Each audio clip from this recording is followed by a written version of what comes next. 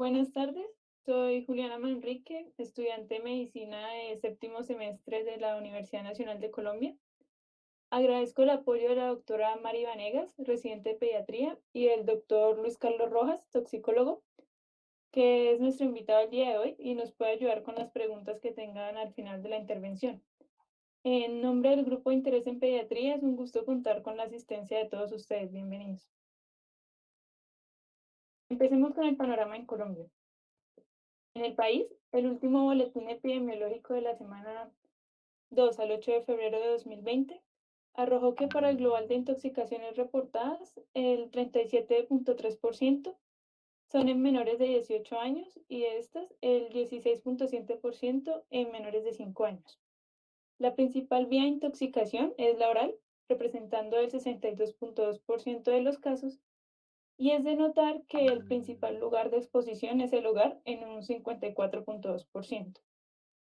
Ahora bien, respecto al comportamiento en el consumo de sustancias y grupos de edad, entre los 0 a 5 años, las intoxicaciones suelen ser por otras sustancias como las que se encuentran en el hogar y medicamentos. Entre los 6 a 11 años por medicamentos, plaguicidas y otras sustancias, y entre a 12 a 18 años por sustancias psicoactivas y medicamentos. En esta gráfica del boletín se puede observar que en la primera infancia la exposición es de tipo accidental, mientras que en edades mayores la exposición es intencional. Esto concuerda con los datos a nivel mundial, considerándose que en mayores de 6 años se piensa que hay intencionalidad. Y bueno, ¿cuándo se sospecha intoxicación? Se sospechan que un paciente con un cuadro agudo de disfunción multiorgánica de causa no aparente, alteración del estado mental, compromiso cardiovascular y o respiratorio, acidosis metabólica de causa no clara, convulsiones no explicadas o, mejor dicho, un cuadro clínico desconcertante. Y las preguntas que debemos hacernos como personal de salud ante una posible intoxicación son, primero, si el paciente ha contactado con el tóxico. Se supone que sí, a la dosis máxima posible hasta que se demuestre lo contrario. Segundo, si es una situación de riesgo real para el paciente. Se considera una situación de riesgo si hay síntomas derivados de la intoxicación o, o si además, o aparte, la sustancia a la que ha sido expuesto es potencialmente tóxica. Revisaremos cuáles son estas sustancias más tarde. Y tercero, debemos tomar alguna medida, determinar rápidamente la necesidad de una conducta médica y efectuarla. Es vital porque el tiempo transcurrido entre la exposición y la acción es clave en el pronóstico. En la valoración inicial nos dan buenas pistas del estado general, el estado mental, los signos vitales y el estado de las pupilas. Y además se recurre a la estrategia sample para hacer interrogatorios rápidos y tener una noción de qué podría tener el paciente. Sample con S de signos y síntomas, que pues sería el examen físico y las preguntas pertinentes. La de alergias, la de medicamentos, P de patologías o antecedentes importantes, L de la última comida, no solo porque, pues, digamos, por la sustancia que haya ingerido, o si la comió junto con otra comida, sino que además puede haber obstrucción de la vía aérea por cuerpo extraño. Y la E de evento, pues para saber el contexto en el que se desarrolló la intoxicación. Con lo anterior, podemos reconocer si el paciente está estable o inestable. En aquel que está inestable, es notorio el examen físico si se encuentra en un estado de excitación del sistema nervioso central, depresión del sistema nervioso central o mixto. Ante inestabilidad, se activa el sistema de emergencias, línea 123, si está en entorno extrahospitalario y bien sea fuera o dentro de un centro de salud, se prioriza el ABCDE para estabilizar. Se debe asegurar el ABCDE en cualquier paciente, esté inestable o estable, y asimismo, gran parte de las intoxicaciones deben tratarse en mayores niveles de complejidad. No debemos quedarnos con ellos en los centros de atención básica.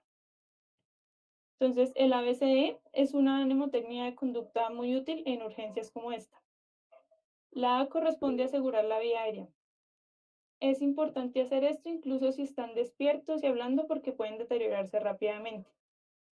Se debe identificar si el compromiso de la vía aérea implica obstrucción por cuerpo extraño o quemaduras. pues estas condiciones afectan el pronóstico. Y también hay que valorar si hay indicación de intubación endotraqueal. Esto si el paciente tiene o puede tener compromiso de los reflejos protectores de la vía aérea. Y en caso de que se sospeche trauma de columna cervical, pues hay que estabilizar el cuello. La B es de ventilación. Toda intoxicación conlleva un riesgo de falla respiratoria por los diferentes mecanismos por los cuales los tóxicos suelen alterar la respiración, siendo por compromiso de los músculos respiratorios, alteración de la difusión alveolar, daño directo del parénquima pulmonar o también edema pulmonar. De primera mano y para actuar lo más rápido posible, podemos conocer la saturación de oxígeno, que debe ser de mínimo 95%, y la frecuencia cardíaca mediante pulso oxímetro.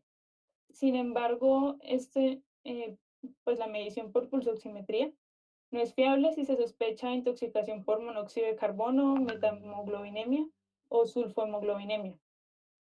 Otra herramienta de monitorización externa que se puede usar es la capnografía.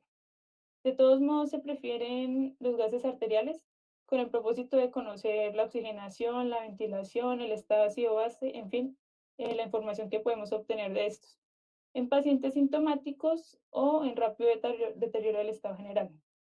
También nos pueden dar pistas la frecuencia respiratoria y algunos patrones respiratorios. Como tercer elemento se encuentra la sede de circulación. Hay que monitorizar la presión arterial y realizar electrocardiograma de 12 derivaciones. El compromiso del paciente y el juicio clínico definirán la necesidad de monitorización cardíaca continua. El manejo de soporte cardiovascular se realizará en base a las guías de Advanced Cardiac Life Support o Pediatric Advanced Life Support y, evidentemente, el estado de perfusión y la coloración de mucosas son claves para reconocer el estado hemodinámico y general del paciente o darnos pistas del agente implicado si la sustancia que provocó la intoxicación colorea la piel o mucosas como, pues, no sé, la ictericia, la coloración rojo cereza por intoxicación con monóxido de carbono, la orquídea por exposición a sales de plata, entre otras. También hay que evaluar signos de choque, recordando que las ventanas del choque son, pues, la piel, el estado neurológico y el riñón. Y se recomiendan dos accesos intravenosos para suministro de fármacos si el paciente está inestable o en deterioro, mientras que en paciente estable se puede dejar solo un acceso intravenoso. De no ser posible el acceso venoso, puede hacerse intraóseo. En caso de hipotensión, se inicia con fluidoterapia y en caso de que no resuelva, se prefiere la administración de norepinefrina frente a otros vasopresores. En paciente agitado, con o sin hipertensión o convulsionando, se administran benzodiazepinas. Si hay hiperactividad simpática, como en la intoxicación por cocaína, no se deben usar beta bloqueadores porque puede resultar en estimulación adrenérgica, lo cual intensificaría la vasoconstricción. Y ante bradiarritmias con hipotensión, pues se administrará atropina. La D es de déficit neurológico y descontaminación. La descontaminación debe hacerse a este punto, teniendo asegurados ya el ABC, pero me extenderé respecto a las medidas de descontaminación más adelante. Sobre el estado mental, en la mayoría de intoxicaciones se debe a hipoxemia o a hipoglicemia. Para hacer el diagnóstico de la primera, se pueden usar gases arteriales o pulsoximetría en un primer momento. Y para diagnosticar hipoglicemia es importante priorizar una glucometría rápida. Para corregir la hipoglicemia se administra solución de dextrosa 0,25 miligramos por kilo intravenoso o intraóseo, lo cual suele conseguirse con 2,5 mililitros por kilo de dextrosa al 10%. Finalmente, es indispensable retirar de la exposición. A veces aquí, en esta E, también va a realizar electrocardiograma si aún no se ha hecho. Es muy importante buscar la seguridad propia y del paciente porque no queremos convertir la escena en algo más trágico que involucre a más personas. Digamos, se debe alejar del gas tóxico o tener claras las medidas de seguridad física, como estar lejos de fuentes de electricidad, hacer la reanimación con el paciente seco si estaba húmedo, entre otras, así como garantizar la bioseguridad. Es también importante buscar estigmas u objetos relacionados con la intoxicación que me sugieran vía, tiempo transcurrido y cantidad estimada a la que el sujeto se ha expuesto. A la vez, se debe estar pendiente a lesiones que sugieran trauma o maltrato infantil. Y existe la posibilidad de maltrato infantil si la historia brindada por el acudiente no se relaciona con los hallazgos en la clínica. Ahora, el diagnóstico se debe hacer rápidamente en caso de paciente inestable mediante la estrategia sample que ya les comenté. Y si el paciente está estable, pues tendremos un poco más de tiempo. El diagnóstico debe identificar entonces el agente tóxico, evaluar la severidad y predecir la toxicidad de la sustancia. Para esto contamos con, primero, una historia clínica que contenga la cantidad ingerida, lo que nos permite saber si estamos ante una exposición a dosis tóxicas de la sustancia o no. En niños pequeños la ingestión suele ser escasa y de una sustancia, pero en niños mayores de 6 años y adolescentes, por la misma intencionalidad de la ingesta, la cantidad suele ser mayor o pueden consumir varias sustancias a la vez. Debe reconocerse también el tiempo para conocer la pertinencia de las medidas a realizar, por ejemplo, las medidas de descontaminación, y conocer la fase clínica en la cual se encuentra el niño intoxicado. El tiempo transcurrido define manejo y pronóstico. Ahora, el contexto nos guía alrededor de las sustancias a las que estuvo expuesto. No son iguales los químicos en recipientes que hay en la cocina que a los del baño, y puede suceder que en menores de edad que laboren la intoxicación sea ocupacional. Ligado con el contexto, deben tenerse presentes los posibles agentes más comunes según la edad. Y además, el personal de salud de atención prehospitalaria, como los paramédicos, pueden brindarnos información clave y orientadora sobre el contexto, la escena, los estigmas en el cuerpo o los objetos asociados. En casos de maltrato infantil o en pacientes adolescentes que son difíciles de interrogar porque piensan que no conviene admitir que consumieron, por ejemplo, drogas ilícitas, la información brindada puede no ser confiable. Hay que ser muy precavidos y atentos. Y la información recolectada debe verse también a la luz de los antecedentes psicosociales que no deben darse por alto. Bueno, dentro de la historia clínica me gustaría resaltar el concepto de One Pill Sip Can Kill, que traduce una píldora o sorbo puede matar. Corresponde a una lista de fármacos de prescripción, de venta libre y productos domésticos comunes que pueden ser fatales para un niño. Como he venido diciendo, los niños de 1 a 5 años no suelen ingerir grandes cantidades por lo mismo que son situaciones accidentales, pero para las sustancias aquí incluidas hay que tener mucho cuidado porque con la ingesta de una dosis se puede estar cerca a la dosis fatal. Tenemos entonces dentro de los fármacos que requieren prescripción médica a los bloqueadores de canales de calcio, los antidepresivos tricíclicos, los antimaláricos, como la cloroquina, pues tan famosa hoy en día, la codeína, la hidrocodona, la metadona, los parches de fentanilo, las sulfonilurias y los antiarrítmicos.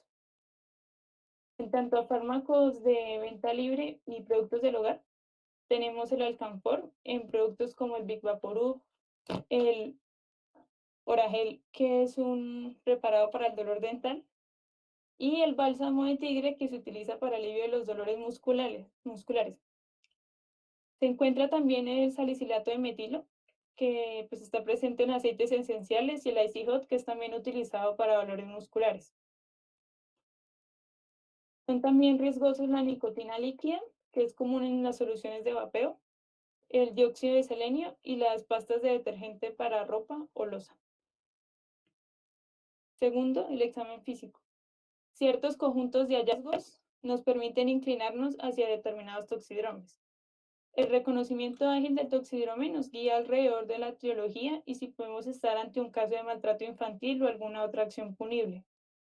Los ejes del examen físico serán entonces la temperatura, la presión arterial y la frecuencia cardíaca, el patrón de respiración, las pupilas, la piel, alteraciones neuromusculares, el estado mental y ciertos olores característicos.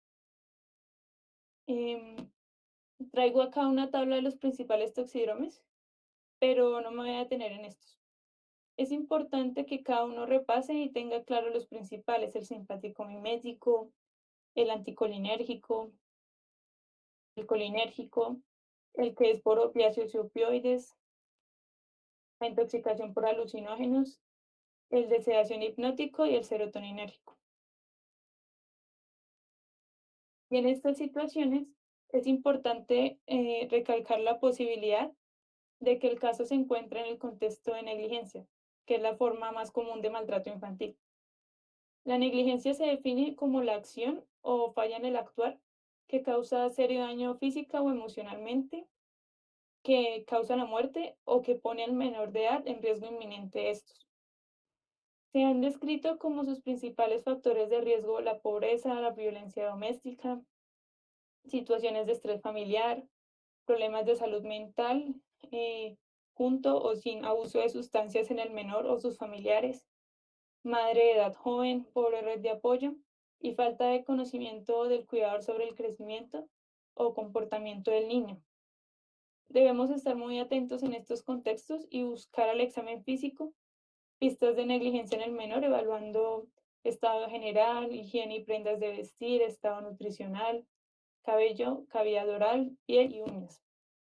El examen físico completo es entonces fundamental. Teniendo en cuenta todo lo dicho hasta ahora, los principales exámenes a solicitar serían glucometría, gases arteriales, electrolitos, sobre todo pues para determinar el estado ácido-base, que ayuda bastante, nitrógeno ureico, creatinina, osmolaridad sérica, también ayuda a veces en el diagnóstico, uroanálisis y electrocardiograma.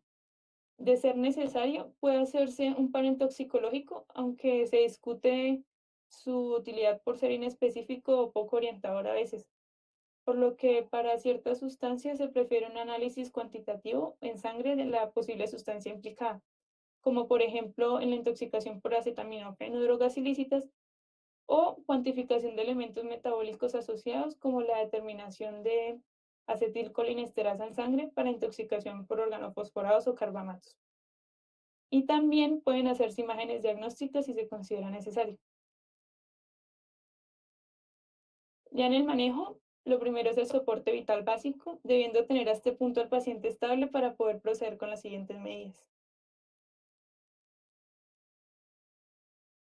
Y dentro del ABCDE se incluye la descontaminación. El propósito de esta es disminuir la absorción de la sustancia por el organismo, y la mejor medida de descontaminación hasta ahora es el carbón activado. Está indicado en paciente sintomático cuando la sustancia fue ingerida durante las primeras 1 a 2 horas, ya que la absorción de líquido sucede durante los primeros 30 minutos y la de sólidos durante los primeros 90 minutos.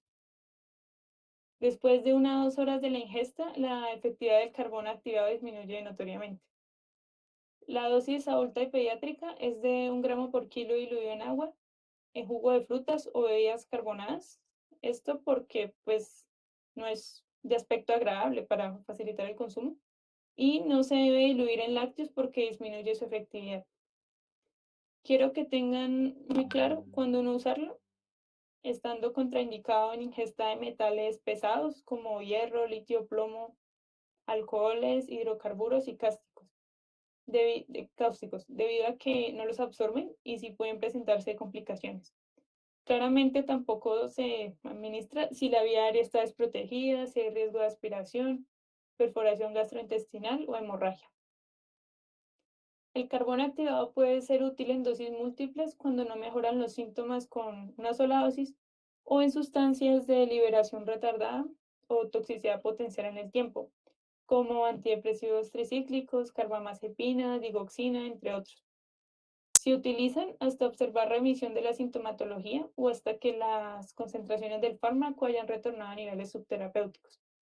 Las dosis diluidas en agua son de 1 gramo por kilo cada 4 a 6 horas en niños menores de 1 año, 1 a 2 gramos por kilo o 15 a 30 gramos cada 2 a 6 horas en niños de 1 a 12 años y de 25 a 60 gramos o también 1 a 2 gramos por kilo cada 2 a 6 horas en adolescentes.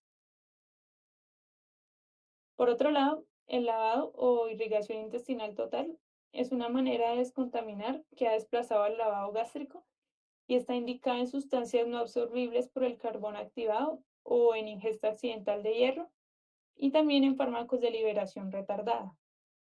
Consiste en una solución de sulfato de sodio y polietilenglicol que por efecto osmótico arrastra la sustancia hacia la luz y favorece su salida. Su dosis depende de la edad, siendo de medio litro entre los 9 meses a 6 años, un litro de los 6 a 12 años y litro y medio a 2 litros en adolescentes. Las contraindicaciones son obstrucción intestinal, hemorragia digestiva, compromiso respiratorio, inestabilidad hemodinámica y administración con jarabe de pecacuana. Este jarabe antes se usaba bastante pues, en situaciones de intoxicación, pero ya no se usa, pero aún así no es infrecuente encontrarlo. Y el lavado gástrico. En general, el lavado gástrico no se recomienda, pero su uso podría considerarse si no está disponible alguna de las estrategias de descontaminación ya mencionadas o en ingesta de tóxicos no absorbibles por el carbón activado e ingesta de grandes cantidades de sustancia tóxica que pueden o han deteriorado ya al paciente en la primera hora. Está contraindicado en ingesta de hidrocarburos, cáusticos y objetos punzantes. En general, las medidas de descontaminación que consisten en lavados no deben darse si la administración del líquido con que se lava puede terminar de deshacer el compuesto problema dentro del estómago, por ejemplo, que deshaga el ibuprofeno u otras pastas, y acelerar no solo esto, sino también su arrastre hacia el duodeno, lo cual favorecería pues de manera indeseada su absorción. Ahora los antídotos. Estos actúan mediante prevención de la absorción, neutralización directa de las sustancias, antagonismo del efecto generado por el tóxico o inhibiendo la conversión de la sustancia a sus metabolitos tóxicos. Un antídoto se administra si hay certeza de que la intoxicación se debe a solo una sustancia, si existe para esta y no hay contraindicaciones de uso. Ojo con la farmacocinética porque si digamos la vía media del antídoto es menor que la del tóxico, los síntomas pueden mejorar mientras dura la vía media del antídoto, pero retornarán al acabarse. Esto sucede, por ejemplo, en la administración de flumazenil para intoxicación con benzodiazepinas. Y por supuesto, como en todas las intervenciones en medicina, hay que hacer un balance de riesgo-beneficio de cada medida que tomamos.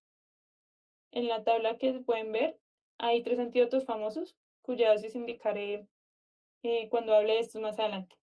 La naloxona para intoxicación por opiáceos y opioides, el etanol para intoxicación por metanol o etilenglicol y la atropina para intoxicación por pesticidas anticolinesterasa y colinérgicos. Y las medidas de eliminación, aunque no son comunes, pueden considerarse en pacientes muy delicados en la unidad de cuidado intensivo, en que se quiere eliminar urgentemente el tóxico del organismo. Entre las opciones se encuentra modificar el pH urinario, bien sea tornándolo ácido si el tóxico es una base débil, o alcalinizando la orina si el tóxico es un ácido débil.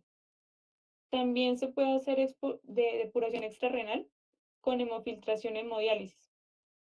La estimulación de la diuresis ya no se usa porque se considera un procedimiento riesgoso que puede llevar a deshidratación, entre otras complicaciones.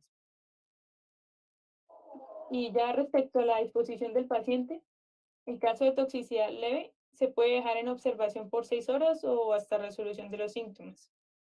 La observación será por más tiempo o se hospitalizará si se consumió alguna sustancia con posibles efectos tardíos o de liberación prolongada, como el acetaminofén, los inhibidores de la monoaminoxidasa, psicofármacos, o si la intoxicación se atribuye a múltiples sustancias.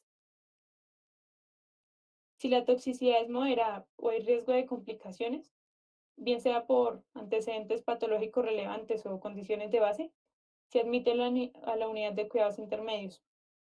Y ya si la toxicidad es muy alta y hay riesgo de compromiso vital, se traslada de inmediato a cuidados intensivos. Eh, Ahora bien, en casos de intoxicación intencional, siempre debe remitirse a psiquiatría tras resolución de la intoxicación y se debe pues Siempre educar al cuidador en prevención de accidentes en el hogar, asegurarse de que el retorno a casa sea en un transporte seguro y que el entorno al que vuelve el niño no es problemático. Si se considera que la intoxicación es subyacente a negligencia en el cuidado, se debe consultar a trabajo social. Bueno, toda sustancia es potencialmente tóxica. Eh, sí suele depender de la dosis de la sustancia, pero en general se debe asumir que toda sustancia es tóxica. Y hablaré de aquellas en las que la frecuencia de intoxicación es mayor. Primero, los tóxicos industriales y domésticos, que no dejan de ser una causa común de intoxicación a dosis considerables. Dentro de estos se encuentran el etilenglicol, los solventes y los cáusticos. El etilenglicol es el principal componente de los anticoagulantes de autos. Por sí mismo no causa la intoxicación, sino por sus metabolitos, el ácido glicólico y el ácido oxálico. El cuadro es similar a una intoxicación etílica durante las primeras 12 horas, consistente en náuseas, emesis, hiperventilación y dolor abdominal.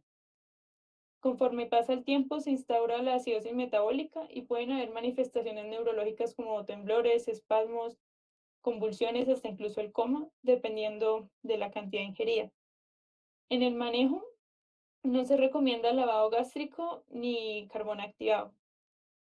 El antídoto para la intoxicación por monóxido de carbono o por etilenglicol es el mismo, el alcohol etílico, que es 67 veces más afín por la enzima alcohol deshidrogenasa que el etilenglicol, impidiendo así la formación de los metabolitos tóxicos.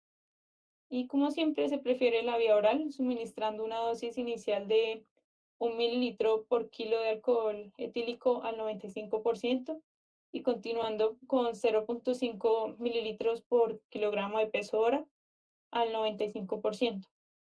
Si no es posible la vía oral, se puede dar intravenoso con 0,6 a 0,8 gramos por kilogramo en solución glucosada al 50% por 30 a 60 minutos, siguiendo después con 1 mililitro por kilo por hora. Los solventes orgánicos son hidrocarburos que se pueden encontrar en sprays, aerosoles, pinturas, entre otros. El manejo es de soporte, asegurando el ABCDE y monitorizando en sala de reanimación. No hay antídoto. La agitación o convulsiones se pueden manejar con midazolam o diazepam y las arritmias con lidocaína o betabloqueador, no con adrenalina, noradrenalina, dopamina ni dobutamina. En caso de ingestión, no se debe inducir el vómito por temor a que se produzca más daño en el tracto gastrointestinal y por el riesgo de broncoaspiración. Y al ser hidrocarburos está contraindicado el carbón activado y no se debe realizar lavado gástrico. Ya, pues los cáusticos son sustancias que causan daño en los tejidos vivos al entrar en contacto. Están presentes en productos de limpieza como el ácido clorhídrico, la soda cáustica, el hipoclorito de sodio, los lavavajillas y productos industriales como el ácido fosfórico, sulfúrico o fluorhídrico, entre otros. En la intoxicación por cáusticos pueden haber muchos síntomas o ninguno en absoluto. Pueden ser comunes aquellos asociados a edema laringio tras la ingestión, como el estridor, afonía, ronquera o disnea, a la vez que otros como náuseas, vómito recurrente, hematemesis, disfagia, oinofagia y cialorrea. O puede que no haya ninguno de estos. La presencia o ausencia de quemaduras en labios, boca y orofaringe no se correlaciona con la presencia de lesiones en el esófago o estómago, por lo que aquí estando el paciente estable, debería hacerse endoscopia de vías digestivas para evaluar el compromiso de estos órganos. Respecto a laboratorio y signos vitales, se deben buscar principalmente signos de acidosis, choque e hipocalcemia. Em, Así entonces, el tratamiento es de soporte, asegurando ABCDE, se suspende la vía oral, pero se mantiene la hidratación intensiva, no se induce el vómito, no se administra carbón activado, ni se hace lavado gástrico por las mismas razones que no se hace con los cáusticos. Indudablemente se debe controlar el dolor. También se protege la mucosa gástrica con inhibidor de la bomba de protones o con algún antagonista de los receptores H2.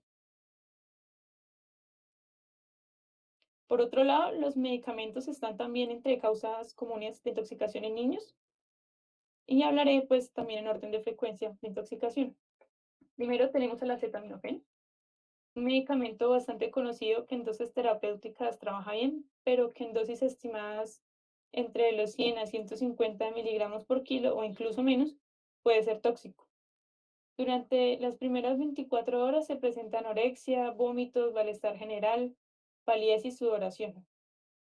Entre las 24 a 48 horas, los síntomas se resuelven e inician los cambios en las pruebas de función hepática y pues también se presenta oliguria. Muchos descuidan al paciente en este periodo de tiempo porque piensan que está bien, pues por cómo se ve externamente. Pero si se deja avanzar entre las 72 a 96 horas, el daño hepático es evidente y el compromiso multiorgánico puede ser tan severo que lleva a la muerte. Ya si el paciente sobrevive a esto, se resuelve la disfunción hepática sin secuelas entre los 4 días a 2 semanas. Teniendo en cuenta lo que les acabo de contar de la clínica, la intervención médica debe ser rápida. Ante un consumo superior a lo terapéutico, se puede administrar carbón activado durante los primeros 90 minutos en las dosis ya indicadas, pero se prefiere dar el antídoto que pues funciona bien. Los niveles de acetaminofén en sangre deben tomarse para mirar si el paciente se beneficia del tratamiento con su antídoto, la N-acetilcisteína, que es un donador de glutatión reducido que, por la misma característica del glutatión, favorece la neutralización del metabolito tóxico del acetaminofén, el NADQI. Los niveles de acetaminofén son máximos tras 4 horas de ingesta y para mirar el posible beneficio al recibir el antídoto, se utiliza el nomograma de Rumac-Matrix. Entonces, si se beneficia de la N-acetilcisteína, se puede dar por vía oral al 20% diluida una proporción de 1 a 4 en bebida carbónica, jugo o agua. La dosis es de 150 miligramos por kilo de peso en la primera hora, luego 50 miligramos por kilo en 4 horas y 100 miligramos por kilo en las siguientes 16 horas. Se finaliza si se torna asintomático, la coagulación y el GPT están normales y los niveles de acetaminofén séricos son menores a 10 miligramos por mililitro. La vía intravenosa está indicada si la intoxicación se dio entre 8 a 10 horas antes y los vómitos no se logran controlar, si hay presentación tardía con coagulación alterada y si hay, o pues sí, si hay falla hepática. Ahora los psicofármacos, como los antidepresivos tricíclicos, cuya dosis tóxica es de mínimo 10 miligramos por kilo. El inicio de la clínica es precoz, usualmente como síndrome anticolinérgico, es decir, agitación, midriasis, hipertermia, taquicardia, piel seca y enrojecida, mucosas secas y retención urinaria. En todos los casos de ingesta de este medicamento se realiza ingreso de mínimo 6 horas y las medidas son de soporte vital y se busca prevenir la absorción con carbón activado. Ahora las benzodiazepinas, que son medicamentos entre comillas relativamente seguros, pero hay que tener cuidado con estos porque potencian el efecto de otros depresores del sistema nervioso central. Las medidas son de soporte y también se realiza descontaminación gastrointestinal. El antídoto, aún en controversia, es el flumazenil, indicado en aquellos con somnolencia y depresión respiratoria, cuando la intoxicación es exclusiva por benzodiazepinas. La dosis es de 0,01 miligramos por kilo intravenoso en 15 segundos, máximo 0,2 miligramos por dosis, y se puede repetir cada minuto si la clínica persiste. Repito, su indicación es a un tema de debate. Las contraindicaciones del flumazenil son alergia conocida a benzodiazepinas, tratamiento con estas, o si hubo consumo reciente de sustancias que alteran el sistema nervioso central, como antidepresivos tricíclicos, cocaína, ciclosporina, inhibidores de la monoaminoxidasa, teofilina o isoniazida. Ahora, unos clásicos en la automedicación para alivio de los síntomas gripales o tos, los antigripales o antitusivos. Estos medicamentos suelen ser combinaciones variadas entre antihistamínicos, descongestivos, antitusígenos con o sin actividad opioide y mucolíticos o expectorantes. En el tratamiento general se asegura BCE, se observa durante 4 a 6 horas, se monitoriza y se realiza acceso venoso si hay síntomas o si la dosis es superior a 4 veces la máxima diaria recomendada para el medicamento en cuestión. Si estamos ante un cuadro de presión respiratoria y hay alta sospecha de que el medicamento contiene opiáceos, se puede administrar naloxona, que es el antídoto, en dosis para niños de 0,01 miligramos por kilo intravenoso hasta un máximo de 2 miligramos y de 0,4 a 2 miligramos en adolescentes. La perfusión continua puede ser con 0,04 a 0,16 miligramos por kilo por hora. Si el consumo de estos medicamentos produce síndrome serotoninérgico, se realiza manejo de soporte y monitorización, teniendo presente la fiebre, tratándola rápidamente con medidas físicas como desvestir al paciente y mantener su piel húmeda, además del manejo farmacológico, ya que la fiebre es la causa más común de muerte en síndrome serotoninérgico. Y entre los antiinflamatorios no esteroideos más consumidos y con mayor reporte de intoxicación se encuentra el ibuprofeno. Afortunadamente, en la ingesta copiosa de la mayoría de AINE, los pacientes suelen ser asintomáticos y el seguimiento será ambulatorio. Sin embargo, en caso de intoxicación aguda, es crucial el manejo de soporte sintomático y está indicada la descontaminación con carbón activado. Son criterios de ingreso hospitalario por intoxicación con AINE. Todas las ingestiones de fenilbutazona, ácido mefenámico y meclofenamato, sean sintomáticas o no. Aquellos sintomáticos con ingestión de AINE, que no suelen ser tóxicos como el ibuprofeno, o con ingestas mayores de 200 miligramos por kilo. Y evidentemente se ingresan también a quienes presenten hemorragia de origen gastrointestinal, hematemesis, alteración del nivel de conciencia, falla renal aguda y acidosis metabólica.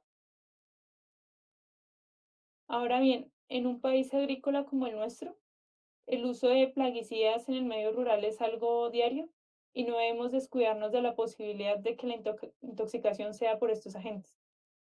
Es una intoxicación compleja, por lo que es indispensable la valoración por toxicología. La mayoría de intoxicaciones por plaguicidas son por inhibidores de la colinesterasa, que son los llamados organofosforados y carbamatos. Los organofosforados actúan por fosforilación enzimática, originando una unión muy estable que se considera irreversible, mientras que los carbamatos actúan por carbamilación de la enzima, siendo una unión más débil e inestable que se considera reversible. Al impedirse la degradación de la acetilcolina, la clínica es de síndrome colinérgico que, dependiendo de la evolución, puede encontrarse como muscarínico, es decir, visión borrosa, miosis, lagrimeo, cialorrea, diaforesis, broncoespasmo, vómito, cólicos abdominales, diarrea, bradicardia, así como síndrome nicotínico, que pues sería midriasis, calambres, mialgias, fasciculaciones provocadas por respuesta simpática del organismo, o como síndrome intermedio, que aparece entre las 24 y 96 horas del inicio de la intoxicación.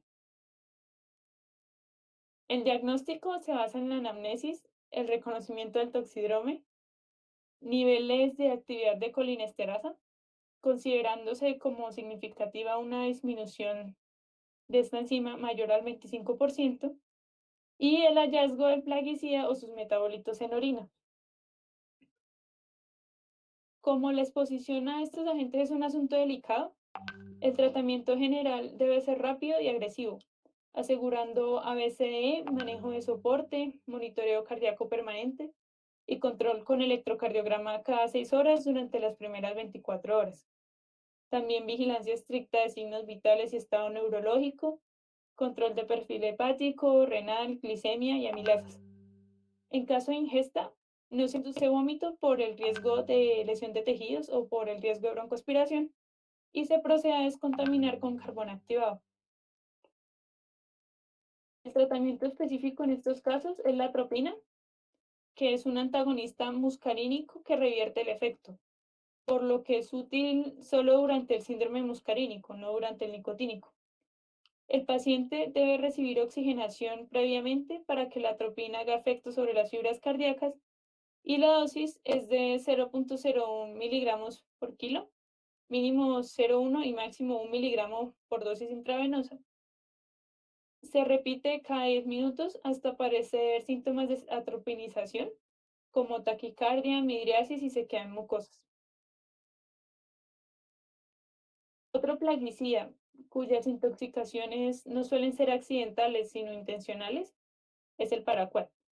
Este compuesto tiene una alta afinidad por los neumocitos, donde alcanza mayores concentraciones que en plasma, por lo que conlleva un alto riesgo de falla respiratoria.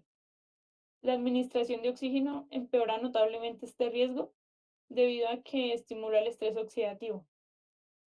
La severidad del cuadro por esta intoxicación depende de la vía y la dosis, pero en todo caso debe asumirse como compromiso vital y el monitoreo debe ser estricto en la unidad de cuidados intensivos.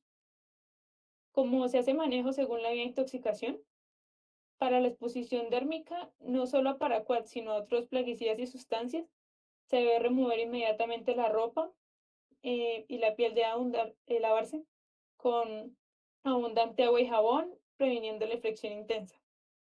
Si hay exposición ocular, debe realizarse irrigación con abundante agua o solución salina por lo menos durante 1 hora y hacer posterior valoración por oftalmología.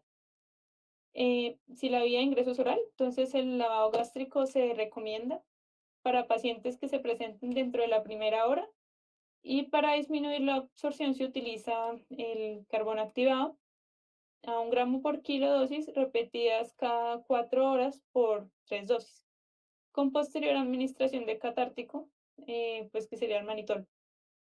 El uso de la tierra de filler no se recomienda dado a que, pues a la baja disponibilidad del producto y que se ha demostrado la efectividad del carbón activado.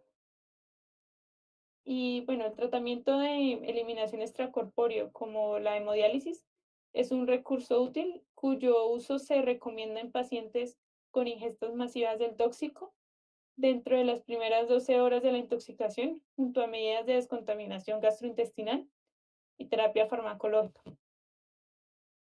Actualmente no existe un antídoto específico para esta intoxicación, pero existen varios esquemas terapéuticos que se han propuesto. El principal es el tratamiento conjugado que busca intervenir la peroxidación lipídica y sus efectos dañinos. Este tratamiento inicial consiste en la combinación de N-acetilcisteína, vitamina E y propanolol. La N-acetilcisteína, como hemos dicho, es un donador de glutatión reducido. Se administra en dosis de 150 miligramos por kilo en bolo intravenoso, administrado en 15 minutos. Se sigue por 50 miligramos por kilo intravenoso, administrado en 4 horas en infusión continua. Y luego 100 miligramos por kilo endovenoso por 16 horas en infusión continua. En este caso, hasta completar 10 días de tratamiento intravenoso intrahospitalario y continuando ambulatoriamente, pues digo las dosis que están en la guía de manejo toxicológico para Colombia, con dosis de 600 miligramos vía oral cada 6 horas durante otros 10 días. Según el propanolol, la administración temprana de propanolol disminuye la penetración de este tóxico al pulmón. Si las cifras de presión arterial y frecuencia cardíaca lo permiten, se dan en 40 miligramos vía oral cada 6 horas. Y la vitamina E que capta radicales libres. Su dosis es de 400 unidades vía oral cada 12 horas por 20 días.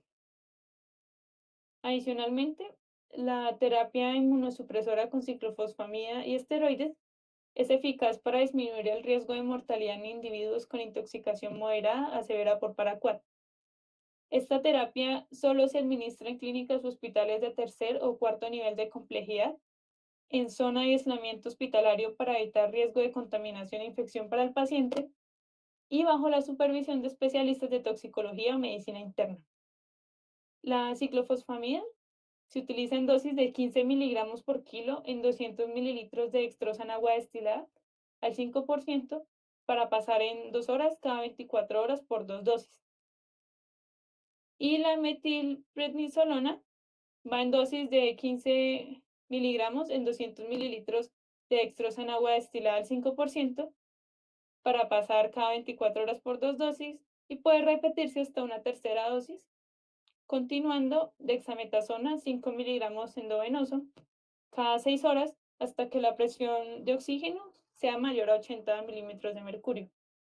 Es importante vigilar efectos adversos a la terapia con corticosteroides como la leucopenia, la hiperglicemia y recordar que estos compuestos hacen una regulación a la alta de los receptores beta.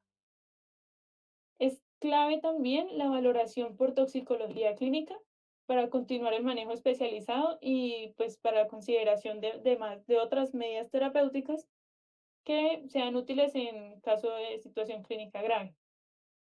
Y si hubo intento de suicidio, siempre se debe realizar evaluación y manejo por psiquiatría. Ahora, las sustancias psicoactivas que son de manejo delicado también y que requieren valoración por toxicología. Dentro de las sustancias psicoactivas, que es una causa común de intoxicación en niños mayores y adolescentes, se encuentra la intoxicación por alcohol etílico, cuya acción tóxica sobre el sistema nervioso central es principalmente al ser antagonista de los receptores NMDA y por ser GABAérgico. A la par, puede producir hipoglicemia por alteración de la vía gluconeogénica, puede producir hiperlactatemia y su metabolito, que es el acetaldehído, produce directamente toxicidad hepática y cardiovascular. Por alteración de la oxidorreducción, también puede derivar en cetoacidosis alcohólica. Las manifestaciones clínicas son progresivas, dependen de la tolerancia que tenga el paciente al alcohol y la cantidad ingerida. El diagnóstico es clínico.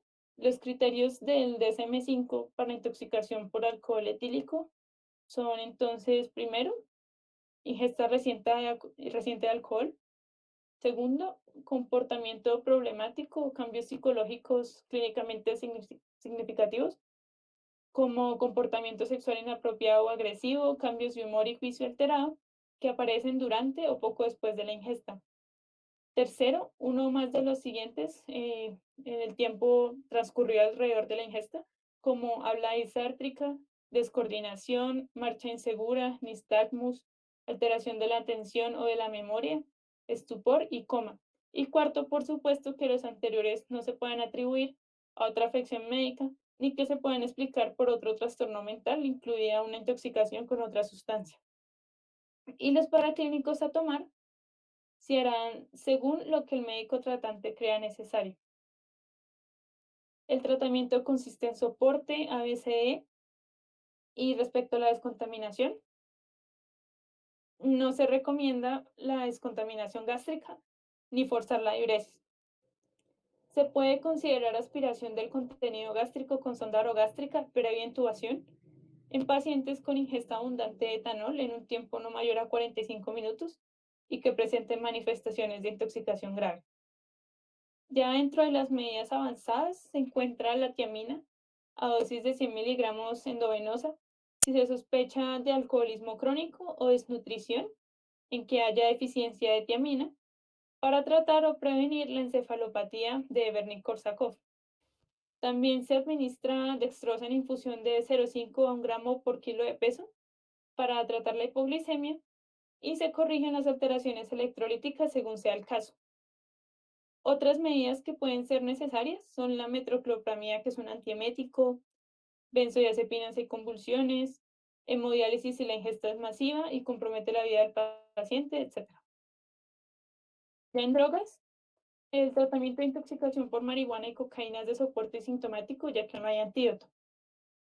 Para la marihuana, la descontaminación puede ser útil en ingesta reciente accidental. Y la reacción adversa más común a sobredosis por marihuana es sensación de pánico aguda al no tener control sobre el cuerpo y las sensaciones. Si está cursando por esto, hay que brindarle al paciente un ambiente tranquilo y manejar pues los otros síntomas que tenga. Finalmente, para intoxicación por opiáceos y opioides, Se debe interrogar si el uso es por prescripción médica o recreacional.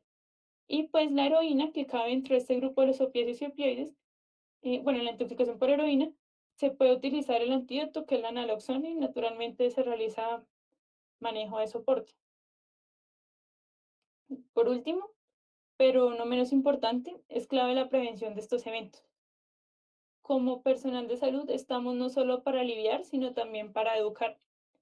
Y se deben reforzar en el cuidador los consejos de prevención que son: primero, guardar los tóxicos potenciales como medicamentos, productos de limpieza, en armarios situados en alto y cerrados, a ser posible con llave, fuera del alcance de los niños.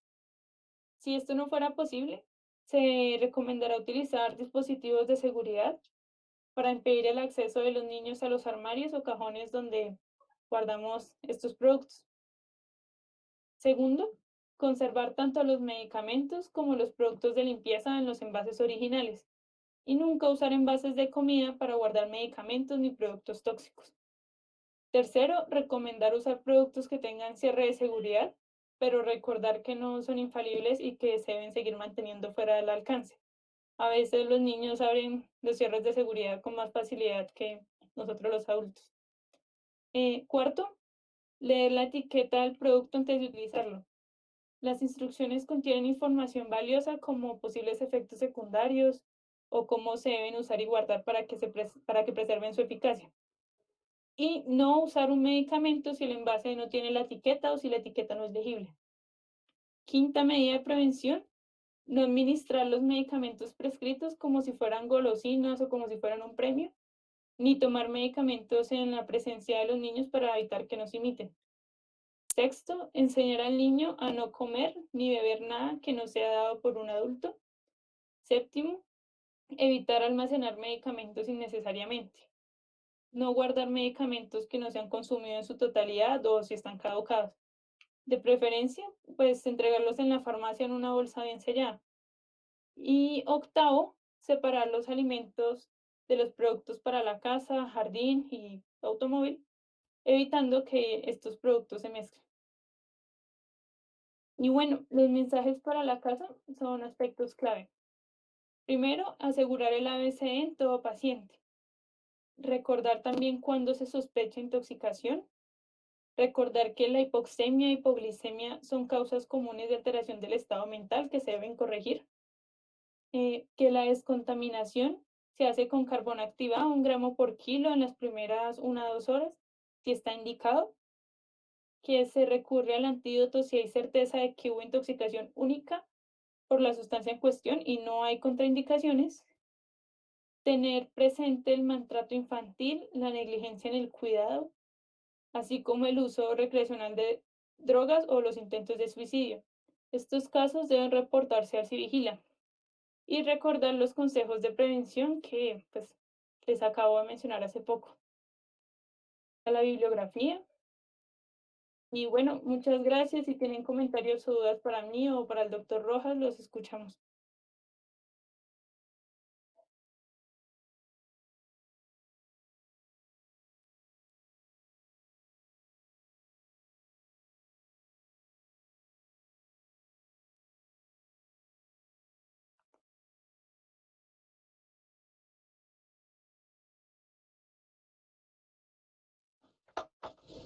Buenas tardes a todos. No sé si me escuchan. Sí, sí, sí se escucha bien, doctor. Bueno, doctores, muy buenas tardes a todos. Como presentaron, mi nombre es Luis Carlos Rojas. Yo soy médico toxicólogo clínico.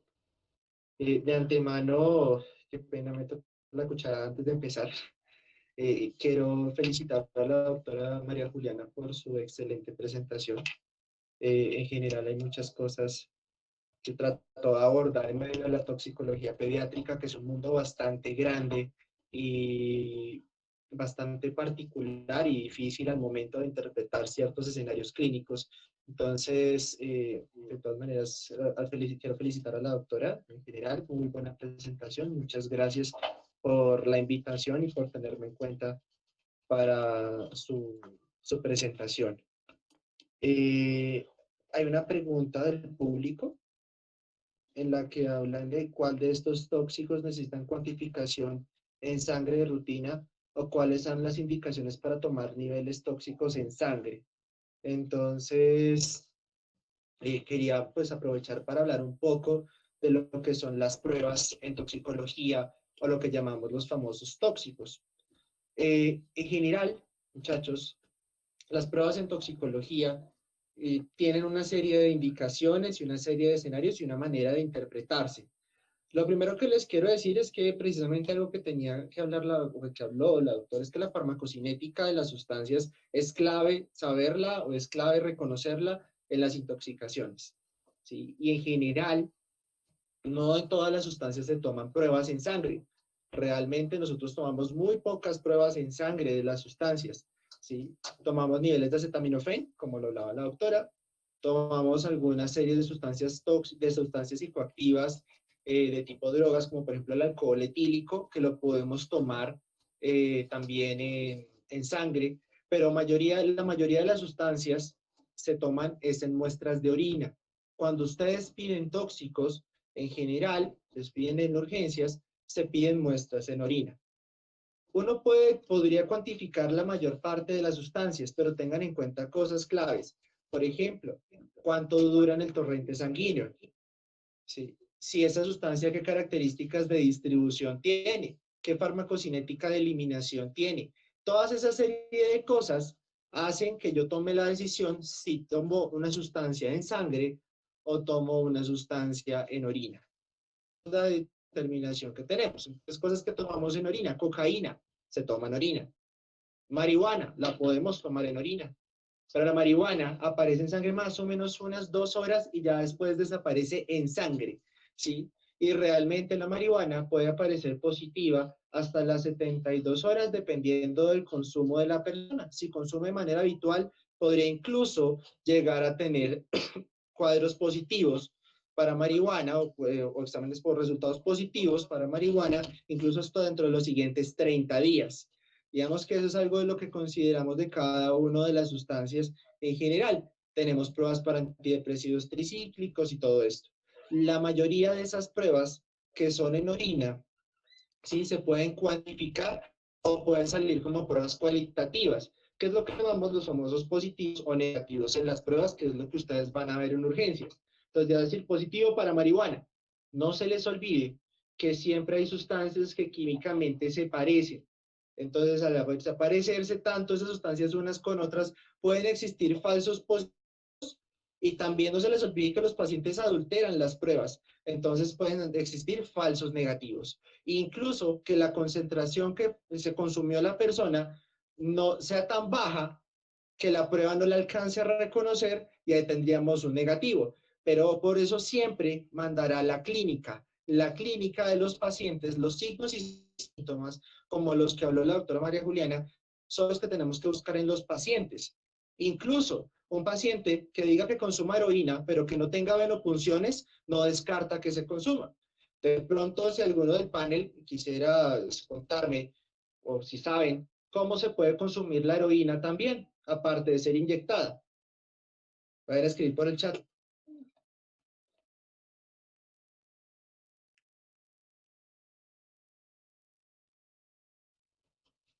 Alguno que se atreva.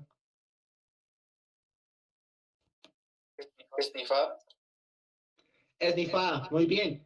El esnifada. La heroína también se puede consumir por vía inhalatoria, ¿sí? Y eso es algo que incluso en algunos casos también lo llaman como el chasing the dragon, que también a veces puede consumirse fumada, pero realmente es nifada, incluso lo mezclan muchas veces con cocaína, la heroína mezclada con cocaína, para cortar el efecto de la cocaína, no se produzca tanta depresión y tanta depresión del sistema nervioso central y la persona pueda mantenerse más estable. ¿Sí? Es lo que llamamos speedball o bola rápida, que eso también se le conoce como el otro nombre con el que se le conoce ese consumo, esa mezcla. Entonces, y también hemos tenido casos de pacientes que sí se inyectan, pero no les encontramos los estigmas de inyecciones en los brazos, ni siquiera en las piernas. No se les olvide examinar siempre los pacientes completos y muchos de ellos se inyectan, por ejemplo, algunos hombres se inyectan en la vena dorsal del pene o a veces en las venas sublinguales. Entonces, eso es algo muy característico en los pacientes consumidores de sustancias psicoactivas y por eso les digo que la clínica finalmente siempre será la mandatoria en esos pacientes. Hay otra pregunta al panel que dice, en caso de que la intoxicación por spam adolescentes, todos se hospitalizan a pesar de ser consumo voluntario, ¿cómo es el manejo psicosocial de esos pacientes? Muy buena pregunta, muchachos. En general, los consumos de sustancias psicoactivas se hospitalizan cuando hay síntomas de intoxicación y ojo, no es que se hospitalicen en unidad de cuidado intensivo, todo depende de la consideración clínica que tenga nuestro paciente. Ejemplo, si el paciente consume cocaína, puede tener dentro del estado de agitación psicomotora, ¿sí? Entonces el paciente que llega peleando al servicio de urgencias, alucinando, ese paciente se trata y más o menos en 2 a 3 horas, bueno, 4 horas aproximadamente, la clínica va a resolver. Probablemente ese paciente se vaya a beneficiar de una terapia para manejar el consumo, si tiene un trastorno por consumo o no, identificar qué fue lo que lo llevó a ese uso de esa sustancia. Eso como por ese lado, pero también podemos tener en las intoxicaciones por cocaína cuadros mucho más severos, como taquiarritmias, ¿sí?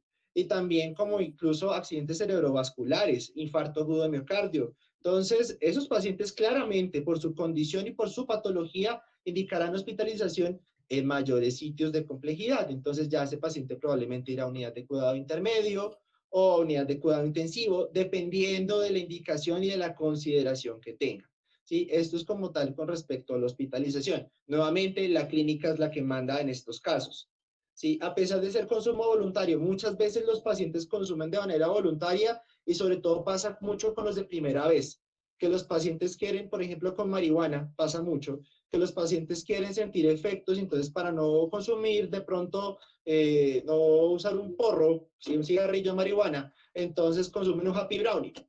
Entonces se comen el happy brownie y al principio no sienten efecto, luego vuelven y comen y no sienten efecto, y vuelven y comen y no sienten efecto, y siguen comiendo hasta que pasó. Se utilizó una sobredosis, se generó una sobredosis de marihuana y el paciente o la paciente empieza a sentir los síntomas a partir de 30 minutos o 40 minutos después de la ingesta de la sustancia. Entonces ahí es de esos casos que tenemos de pacientes con episodios de, psicóticos agudos o incluso pacientes con pues, episodios eméticos vomitando bastante, ¿sí? Que terminan en hospitalización y muchas veces son vómitos de difícil manejo que pueden durar hasta casi 12 horas. Entonces, todo ese es el tratamiento que se tiene que tener.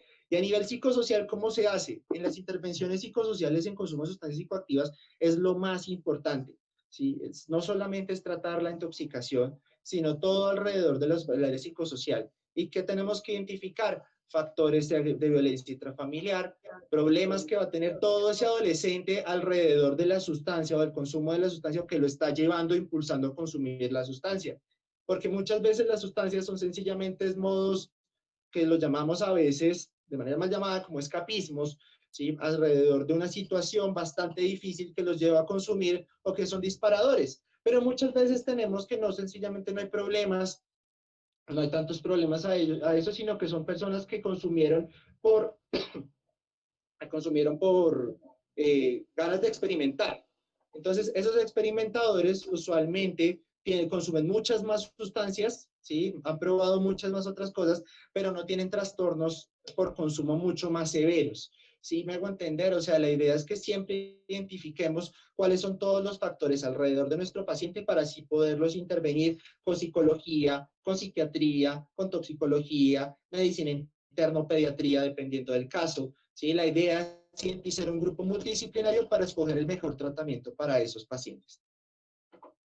No sé si tengan alguna otra pregunta, quedó entendido lo que estoy hablando. Yo quería hacer una aclaración respecto a los criterios de hospitalización muy cortos.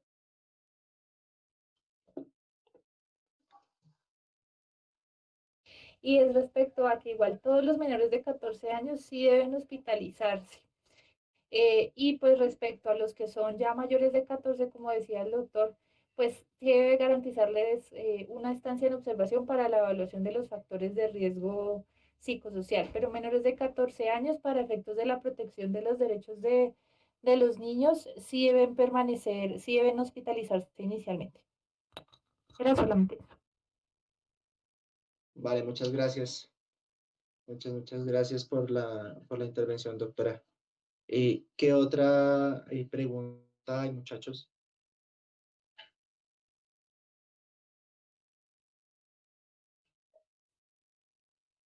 Pueden ayudarnos por el chat o si quieren abrir el micrófono, no habría ningún problema.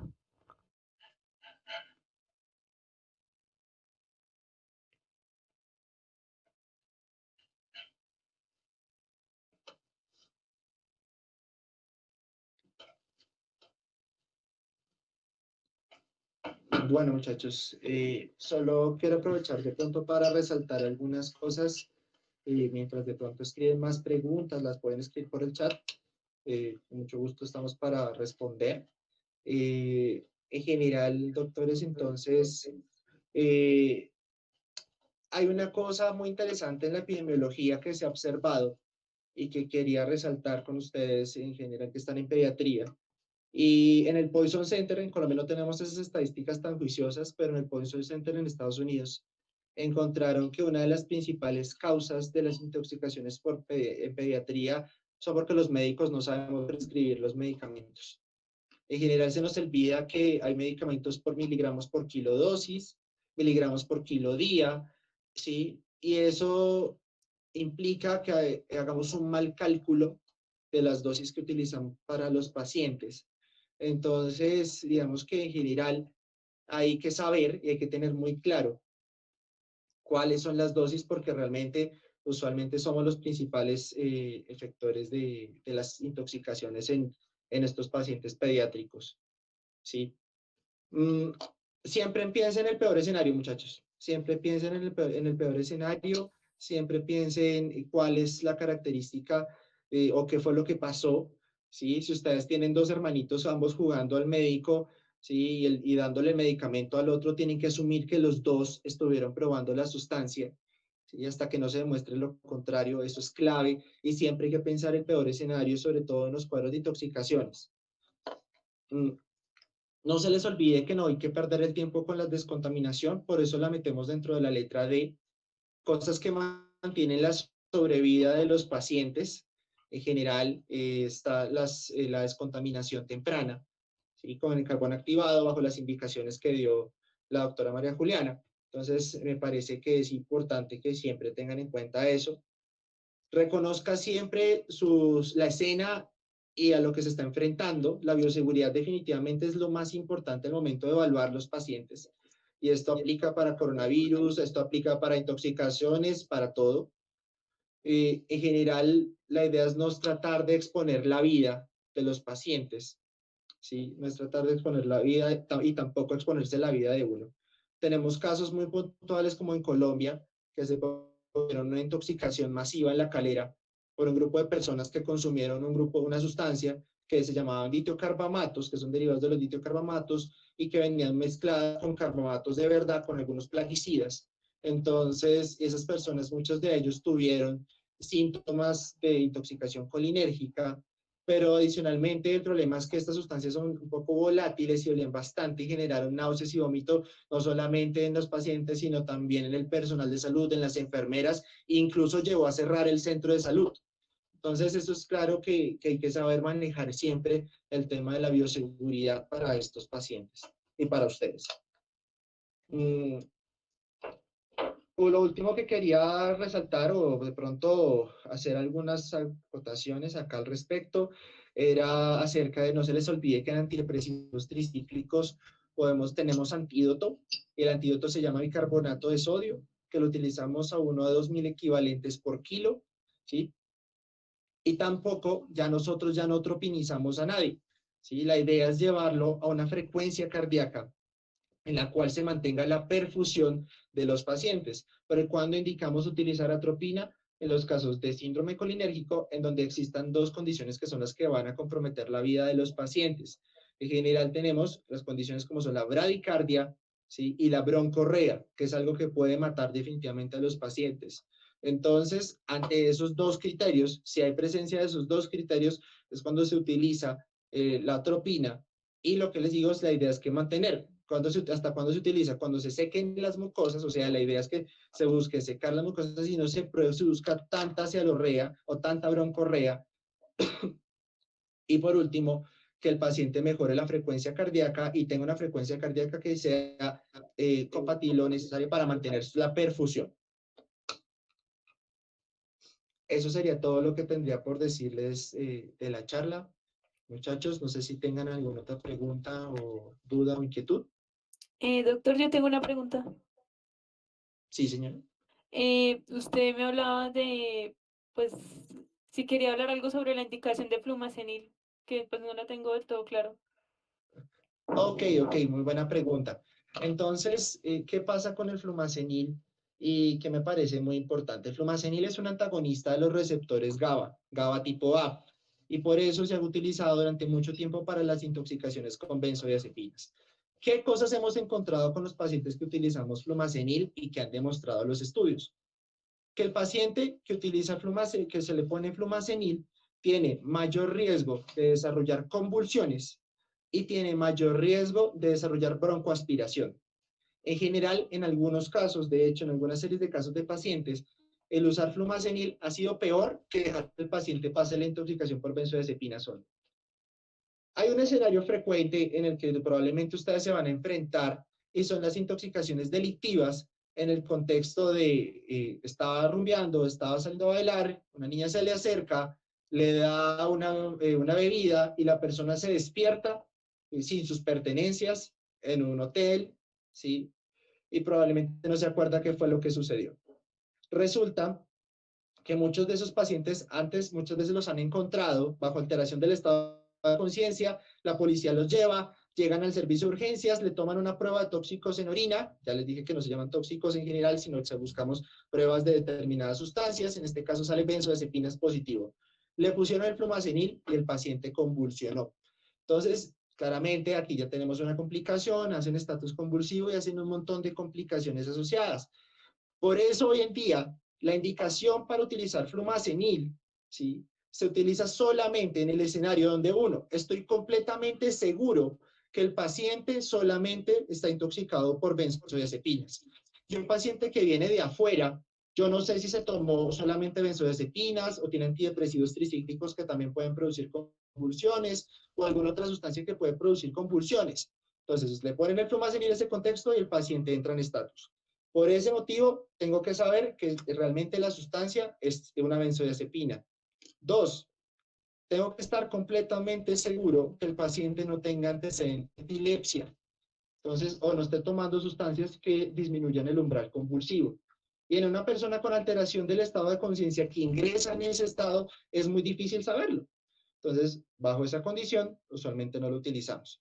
Entonces, esas son las dos indicaciones, ese es el contexto al cual utilizamos el flumacenil en los pacientes intoxicados con benzodiazepina. Cuando yo estoy seguro que lo que es una benzodiazepina, incluso yo mismo se la puse y se me fue la mano y el paciente está haciendo depresión respiratoria, que es el otro punto importante, y que el paciente no tenga antecedente de epilepsia. Listo, doctor, muchas gracias. Vale, María Juliana. ¿Alguna otra cosa? Muchachos, Chicos, ¿alguna ¿alguien otra más tiene pregunta? alguna pregunta?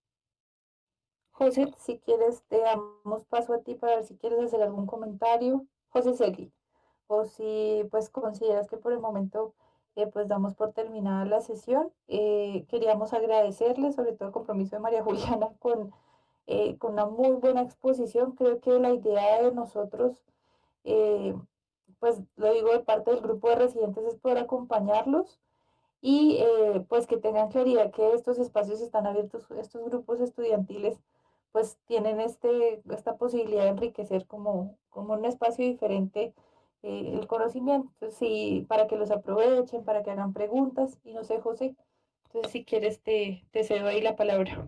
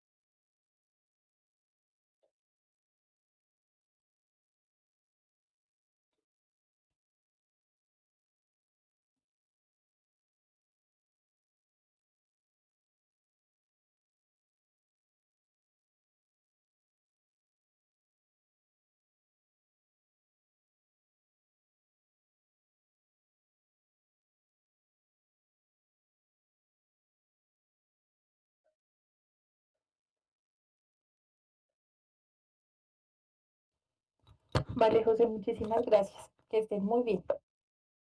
Muchísimas gracias, un abrazo.